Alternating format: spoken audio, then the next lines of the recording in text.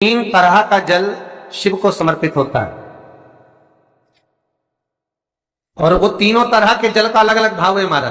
पहला जल सादा, घर से पानी लेकर गए, जल लेकर गए, शंकर को चढ़ाया, वो हमने घर का अपना एड्रेस बता दिया, भगवान शिव को जल चढ़ाकर अपने आनंद के लिए शंकर से कुछ प्राप्त करो। दूसरा जल, जल के कलश में थोड़ा सा इत्र डालकर शंकर को जब समर्पित करते हैं तो महाराज घर में अगर कोई व्यक्ति बहुत रोगीला है, बहुत रोगीला, एक शिव महापुराण में, स्कंद पुराण में, नर्मदा पुराण में, भविष्य पुराण में, अग्नि पुराण में, नारद पुराण में, बरहा पुराण में, वामन पुराण में जितनी चीजें लिखी गई है एक एक प्रैक्टिकल कर देखो तो शिव महापुराण, स्कंद पुराण का यह भाव याद करिए कि एक लोटे पानी में इत्र मिलाकर, जल में इत्र मिलाकर, बहुत रोगीला व्यक्ति, बहुत बीमार व्यक्ति है, एक लोटा पानी उसका हाथ का स्पर्श कराकर शंकर को चढ़ाना प्रारंभ कर दीजिए। महाराज केवल 5 या 7 दिन चढ़ाओ और वो 7 दिन के बाद में उस बीमार व्यक्ति का क्रम देखिए कि उसमें कितना आराम लगा है। औषधि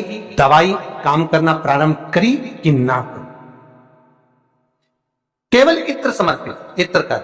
तो पहला जल सादा, दूसरा जल है इत्र का, और महाराज तीसरा जल जो शिव महापुराण के अंतर्गत कहा गया है बेल पत्र का जल।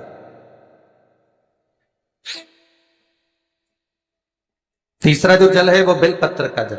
बेलपत्र का जल कैसा?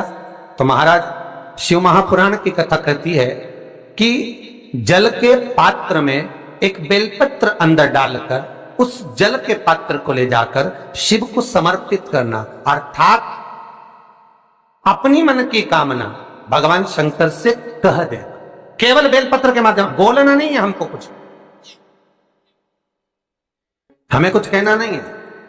3 तरह का जल का जो व्याख्यान वर्णन किया गया, एक सादा जल जो भगवान को कहा, आपने अपना एड्रेस बता दिया, आपने अपने मन का भाव बता दिया। इत्र का जो जल चढ़ाया गया वो केवल रोग मुक्ति के लिए चढ़ाया गया। और तीसरा बेलपत्र, अगर उस जल में एक बेलपत्र भी पड़ी हुई है और वो बेलपत्र पड़ा हुआ जल आप जिस भाव से चढ़ा रहे हो, जिस कामना से चढ़ा रहे हो, शंकर वो कामना आपकी पूर्ण कर। इस वीडियो को लाइक करें, हमारे चैनल को सब्सक्राइब कर बेल आइकन